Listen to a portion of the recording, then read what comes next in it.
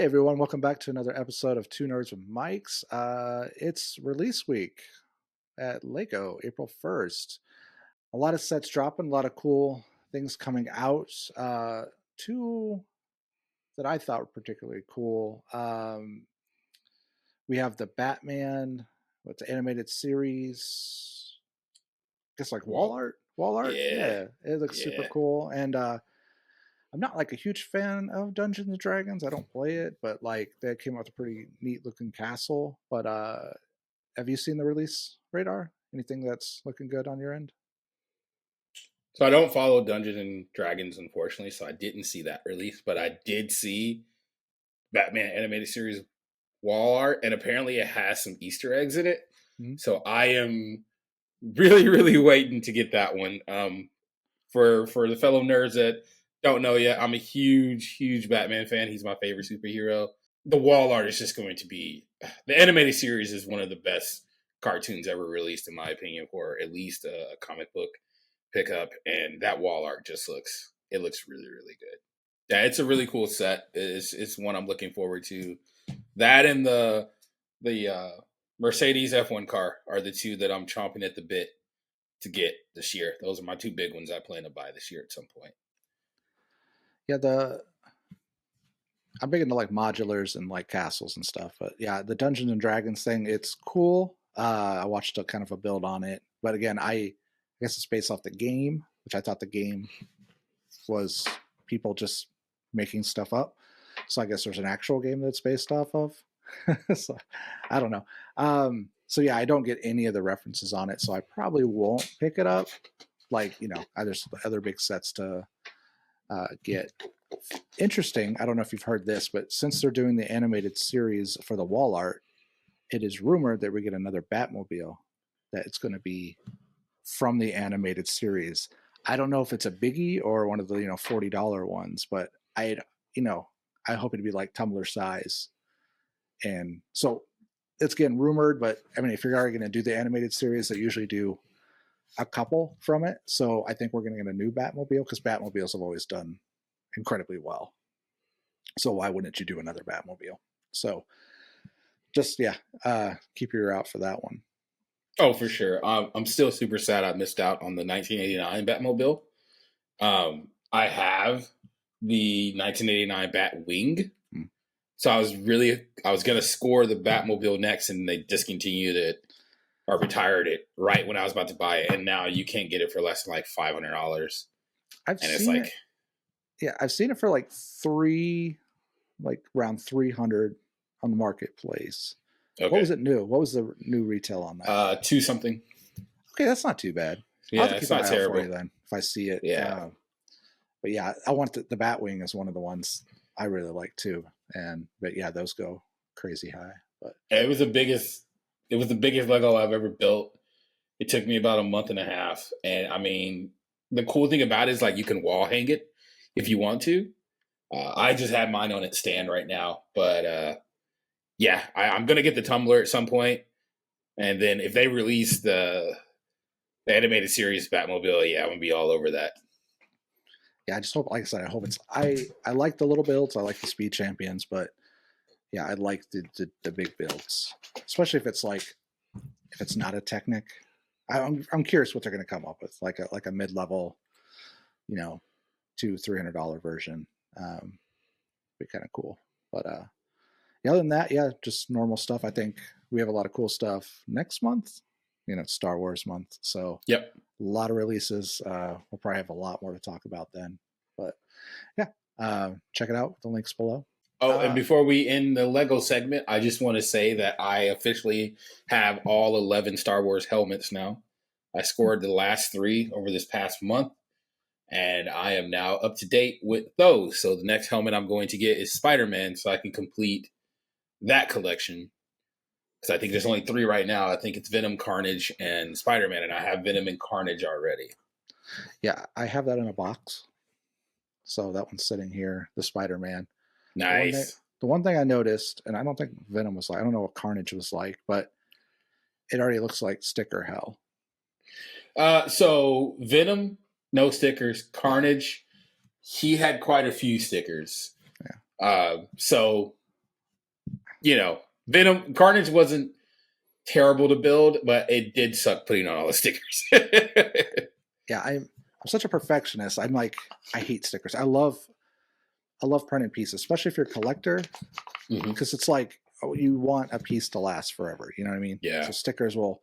It's like I have some of those old sets and like the old island sets, Mhm. the mask and stuff, and you have like the stuff on the little canoe boats, and that stuff just peels off, and it's like these would be worth a lot, but Yeah. I can't replace those. But Yeah, it was sticker mania when I built my BMW motorcycle.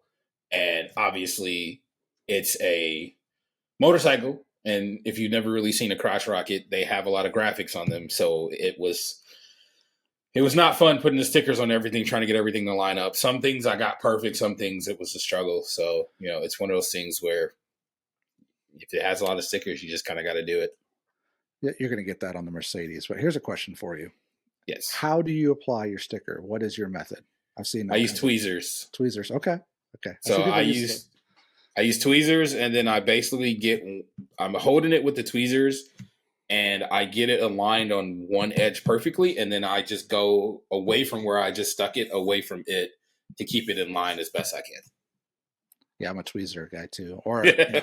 tweezers and good lighting, and then yeah, I always Yeah, always find like a long brick to put it on, so I have you know yeah, some stuff on it. Yeah, I've seen people use the yellow tool or the orange tool, and I'm like, really. oh, but yeah, I haven't seen that. I'll have to look into yeah. that. So I'm just curious how people apply stickers. Yeah. But yeah, I'm moving on from that. In the media world, so I knew this was kind of coming, and I wasn't really looking forward to it, but just because I'm one of those people that were very angry with how Game of Thrones ended.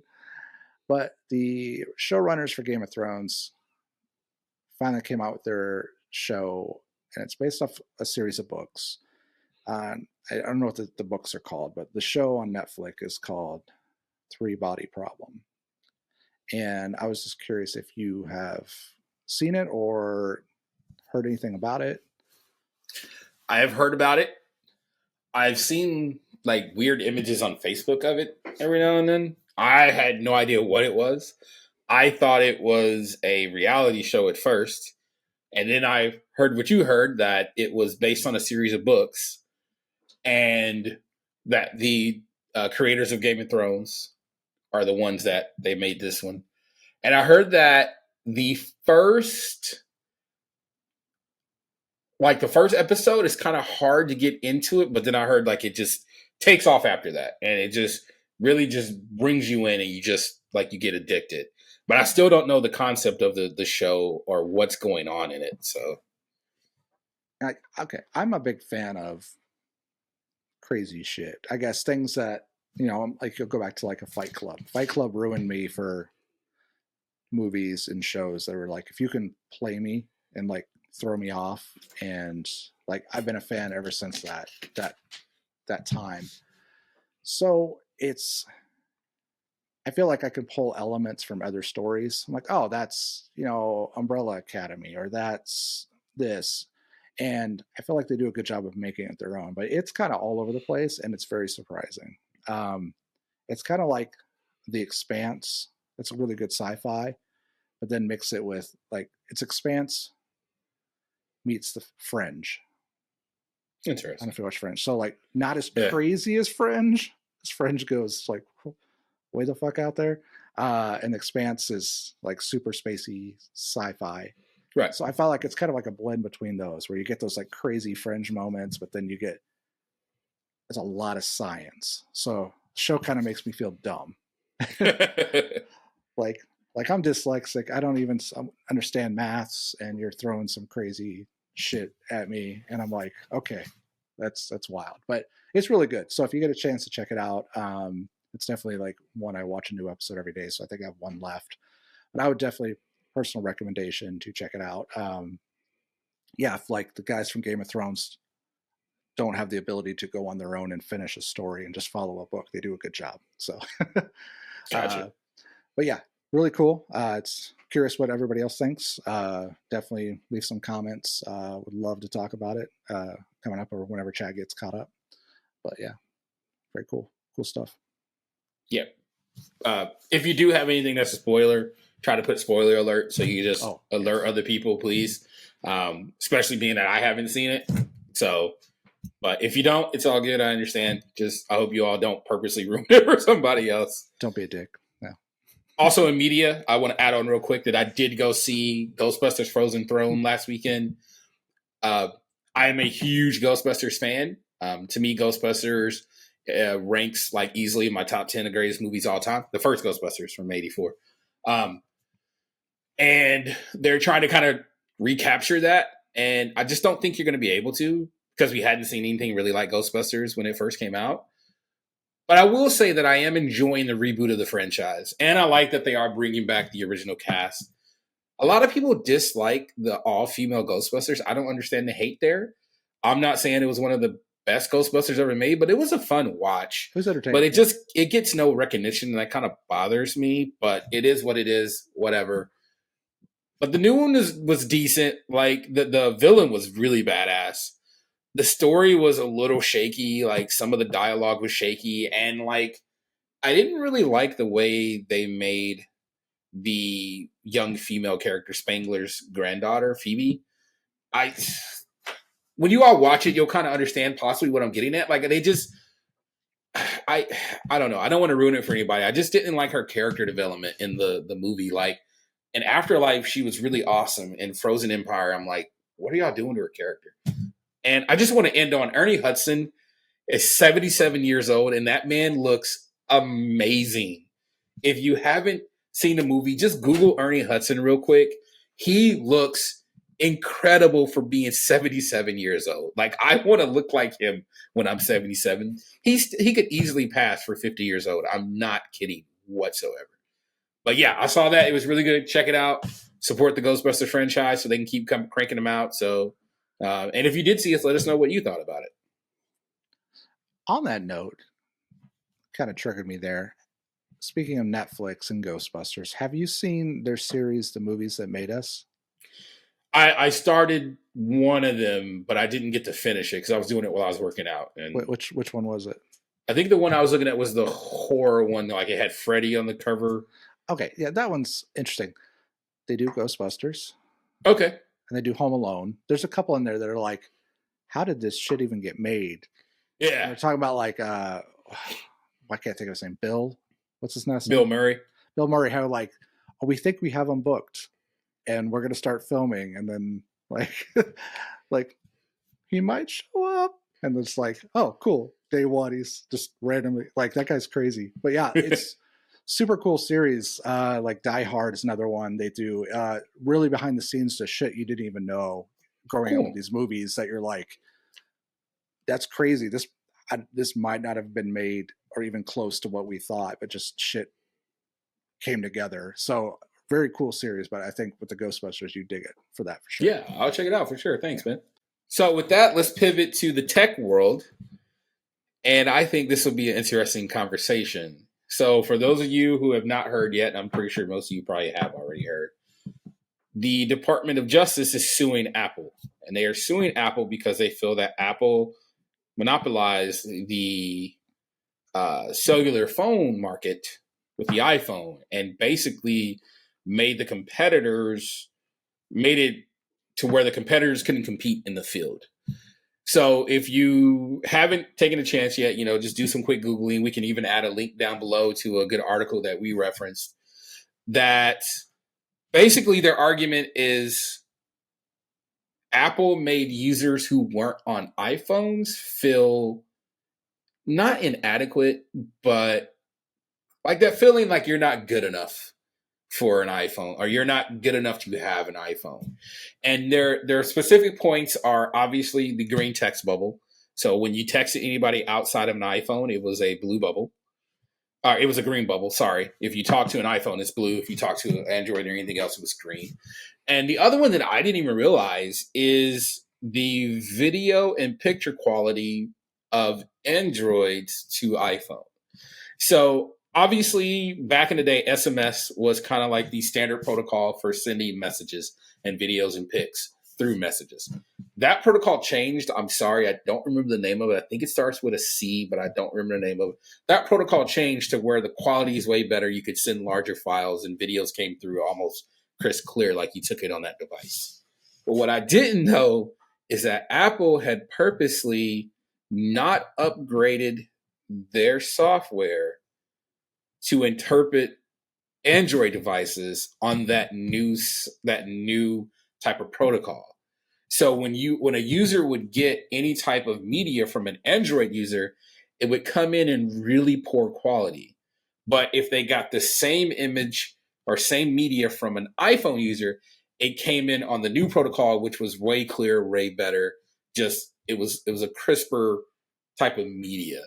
And so basically the Department of Justice is like, yo, what you're doing is alienating users who couldn't either have an iPhone or didn't want an iPhone and made them feel inferior to an iPhone. And we're not okay with that. And so the Department of Justice is like, you need to basically correct all your mistakes with this. So fix it where if somebody texts you, it's going to be blue across the board. There's no more green or blue.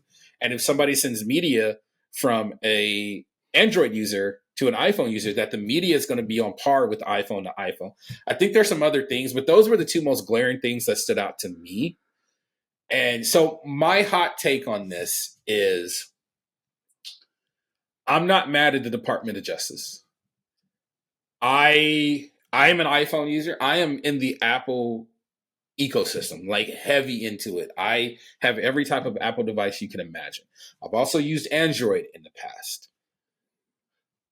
I can understand the gripe of users getting shitted on if they didn't have iPhones, because I've seen this happen. I've been in group chats with friends and it was a mix of Android and Apple users, and my friends with iPhones would talk shit on the people with Androids because they ruined the chat when they would text, because it turns the whole chat green from that point on when an Android user comes into the chat. So say it was like you brought all these people into a chat and like only the iPhone user was talking at first. The second the Android user talks, everything turns green and you don't get any more blue bubbles. So you kind of got to decipher. I think they fixed that in one of the later OSs. I could be wrong, but you could still it still showed like, hey, this is the Android user. It didn't bother me. Like, I'm not going to talk crap on you if you bought Android or iPhone. It doesn't matter. But I mean, I don't like the way Apple went about it, especially being like, if it comes to light that they truly did have the technology to make the media quality the same with the iPhone and they purposely made it poor, that's not okay. That's deceptive to users, because like a lot of people could have been like, that's my phone, and been like, oh, I need to go get my phone fixed. Like they didn't realize that, oh, it was something Apple was purposely doing to just make the quality poor to try to get the other person to go to an iPhone so that they could have the good media. But again, I'm not mad at the DOJ. I don't know what's going to come of it. I don't know if the DOJ is going to win that case or not, but I definitely think they have a leg to stand on, because the last time the DOJ went after a tech giant of this level was Microsoft in the mid 90s. I think it was over Internet Explorer, and they ended up winning, if I remember correctly. So it's not like the DOJ hasn't done this before, and they know what to do. So it's going to be interesting, because right now Apple, they're losing over in Europe. Europe is forcing Apple to change a lot of their standards because they're not meeting the European standards. And I didn't know this. In all of the world, most of the users use Android. It's not as big as iPhone users as I thought. It's really here only in America that the iPhone users are like really concentrated. 90% of all kids 18 or younger use an iPhone. I did not know that. I was like, holy shit, that's crazy. But anyway, what are your thoughts on Apple versus the DOJ? And we said a lot of stuff, so I'm trying to keep track of what's in my head. Let's start with any deceptive practice. I feel like no matter what the tech company is, it's kind of shitty. Yeah, so I'd say if it's true that Apple did something like that on purpose, that's crap. That's fine. I have no problem with, hey, this is a shitty practice. Don't do that. So with the group messages, one thing I get questions. I'm sure we're both in tech. You get questions from people. I feel like what I get asked a lot is, hey, I had a group chat and there's something fucked up with it because there's an Android user. I have an iPhone person ask because I don't see their messages or there's something happening. I feel like group messages with both Android and I don't know if that is on the same page as what this is, but I get asked that a lot from an Apple user. Like, hey, I can't see their messages. Or I'm like, oh, fuck, you got to go in here and do something, or there's some kind of weird ass setting. And yeah, that's kind of annoying, even from a consumer point and a support point. It just seems like a stupid fucking thing to fix. So that's dumb. So the green and blue thing, yeah, doesn't bother me. Again, I come from Pixel Android world, and I always, yeah, I kind of got that the end of it where it's just like, oh, you're green, you show up green, or so yeah, I haven't thought about it in a long time, but yeah, but of course, when you're an Android person, it never bothered me. Like, I don't give a shit. Did you get the message? Read it. And I think the thing we missed out probably most on being from Android is FaceTime. Yep. And you don't realize that, even when I got an Android or when I went to Apple, I'm like, I didn't use it. I'm like, don't FaceTime me, just text me. now with like family stuff and kids and stuff, yeah, it's a daily user, or from shopping, like, it's a super cool thing. Now, that being said, for alienating a user base, I think that's kind of stupid, in my opinion, because like we have Nike, we have high-end fashion, we have things that people, to me, that's no different. So if you have a high-end Apple device in any form, that's no different than saying I have high-end shoes, I have high-end clothes, compared to Walmart versus Banana Republic. I don't know, whatever the hell's out there nowadays. But yeah, so to me, that seems stupid because there's no difference between tech and fashion, or there's probably other examples where you get your food, Aldi versus Walmart versus the grocery store, or Whole Foods, there's a type, oh, you shop at Aldi, so we have that division all across America. So to use that as a springboard seems kind of stupid, in my opinion, but on the tech side, I would agree with you that if something is deliberately being stupid to keep you pushing people to Apple, then that's not fair. So I would agree with that. But that would be where my division lies. And you are right. Yeah, Apple's huge, and it's crazy the rest of the market is Android based, but it's also cheaper. So we're not, a lot of countries, yeah, just can't imagine paying more than hell $300 for a phone for their full-time user. So yeah, one of the things that America is definitely on the higher end of consumerism for, but yeah. That's we'll see. Yeah, we'll see what happens. I had my coworker I talked to. He equated it to like Apple. He equated this to basically a form of racism. He's like, what Apple's doing is a form of, and like, I couldn't get that analogy. I tried to get there with him. And I was like, I don't look at it as racism. I look at it as more as like elitism. Like, it's more like it's if you had an Apple device, it was like a status of money, like you said, like something designer. Where if you had an Android, it was for the blue class working collar people, like the people that didn't want to spend all their money on a device. They're like, look, I just want a phone that I know it's going to work and it's going to do what I need to do. And so Android just, they niched into that market. Now, granted, obviously Android has grown to where now you can get an Android as expensive as iPhones, but you can still get cheaper Androids than you can iPhones. So, we'll see what happens. I definitely think if the DOJ doesn't win the entire case, they are going to win probably certain aspects of the case, to where, whoever rules over is going to be like, well, yeah, Apple doesn't have to do this, this, and this, but you have to do this, this, and this. So they could cherry pick what is going to be approved and what's going to be denied. So we'll see what happens. But I think definitely, take a look at it, give us your thoughts on it. Regardless if you're an Android or Apple user, we'd love to hear your opinion about it in the comments below. And so lastly for tonight, I just want to end on just something fun to talk about. I'm a huge movie buff, and Joe is too. And so I want to ask you, Joe, what is your favorite movie genre and what is your least favorite movie genre? I'll start with least favorite. I am not a horror fan. I don't get it. On the flip of that, I like suspense. Okay. So if you take, like, let's say, I don't know why this movie always pops in my head, Gothika. That was a weird ass movie. Yeah, it was weird and crazy, but it was kind of horror, but it was also like, whoa, what the fuck is going on? So it kind of had other elements in it. It wasn't just straight like the fucking Nun 18 that comes out every year in September. Like, what is this? Like, but people buy into shit. It's a mental thing for me, and I've had this discussion. So I don't know. So that's a whole other subject. We can get into why people like certain things, and I'm all for that. But for tonight, yeah, I'd say for me, horror is my least favorite. It's like that's my favorite band. So I think my favorite would be, I mentioned Fight Club earlier. Yeah, it's something that's like suspense and it's probably like a multi-genre. It's something that kind of throws me off and has a twist. And that you can kind of throw that movie into kind of sci-fi, if I'm being honest. Yeah, I would give you that. Yeah, because sci-fi, people think space, but it's not. It's just science fiction. Yeah. So I would agree with that. And I think on the flip of that, huge Lord of the Rings fan. I love medieval stuff. So that's like adventure and just a good story.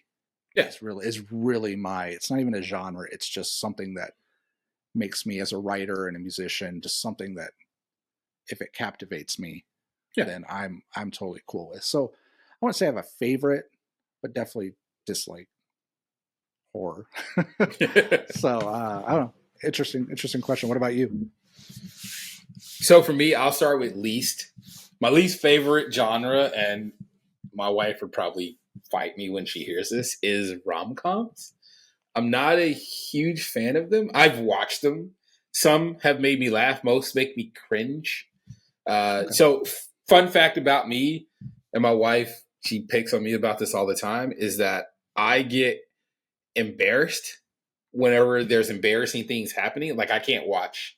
Like, if there's something embarrassing happening on TV or in a movie, like, I'll cover my eyes or turn my head. And my wife is just like, are you serious? Like, I can't watch it. It's just too embarrassing. And rom-coms usually have a lot of embarrassing moments. So they just make me they make my anxiety ratchet up. And I'm just like, I'm not into this. So, I'm not a fan of rom-coms. I'm sorry, ladies. I'm not. I'll watch one, but just know that unfortunately, I probably won't enjoy it just because it's not my favorite. If we go to the flip side of that and we go to my favorite, mine's kind of a toss-up. I'm a huge fan of sci-fi. Because to me, sci-fi can encapsulate so many different things: space, time, the future, the past, you name it. Obviously, I'm a huge Star Wars fan, but then I love The Matrix, like things like that. I'm kind of like you, where I love a movie that makes you think. Like Fight Club really made you think. One of my favorite movies, Inception. Mm-hmm. It just really, really made you like, what the fuck happened? But then the other side of that is I like horror is my other favorite genre, but it's not the grotesque graphic horror. So like the shit like The Terrifier. I don't understand that. Like, I don't understand why I need to see this dude dressed as a clown just mutilate people for like 2 hours. I'll never to me, that's not horror. That's just a gore fest. Like, I'm not into that. But then like I look at Signs. Signs was like sci-fi, suspense, borderline horror, but like it had great jump scares. And normally jump scares are just campy and crappy, and the jump scares in this were just like really, really good. Like, you brought up Gothika. I think another good horror movie. Oh man, I had it on the tip of my tongue when you talked about What Lies Beneath. It wasn't really horror, but it was really good suspense because like you had the supernatural aspect, and then you had the suspense between like, is Harrison Ford evil? Is he not evil? Like, what's going on? So, those are my two favorite genres because they can just blend so well between each other, but then they can add in different elements of like suspense and thriller and action and mind fuckness, like things like that. So yeah, those are my movie genres, man. I will add a fact, and I've probably brought this up before. I don't like horror movies, but I love horror video games. And I don't know what the difference is. I love playing, and it could be the jump scares or just a creepy holy. I think it's shit. the immersiveness of the video game, because you're controlling that character. Yeah. So it kind of feels like it's happening to you per se. Yeah. Like with a movie, you can kind of disassociate yourself. You know that that's a movie. With a video game, again, it's immersive. That's the whole point of video games, to draw you in. And so I'm like you. I love a horror video game. Like, and there are some good ones out there. Like to this day, I still jump Resident Evil 2 when you're in the police station and you walk past that window and the liquor busts out. Every time to this day, I jump out at that scene anytime I play that game, even though I know it's coming. That's what got me into them. Like pausing it. I was in the dark. I'm like, why? You know, freaked out as a kid. Yeah, that was the moment for me too. Yeah. So comment down below, listeners, with your favorite and least favorite movie genres. I think it'd be really cool to kind of get a consensus of who likes what. Like, I love to get people's thoughts on what makes them tick, like things that they enjoy, things that they dislike. So I just think it'd be a cool, nice little conversation. And on that note, we're going to end tonight's pod. We hope you enjoyed listening with us tonight, listeners. And we can't wait for the next one to chat with you then. So whenever you get a chance, we appreciate it if you like and subscribe. And we hope that you join us for the next episode. Until then, keep being nerds and we'll catch you again. Thanks for listening. Peace. Later.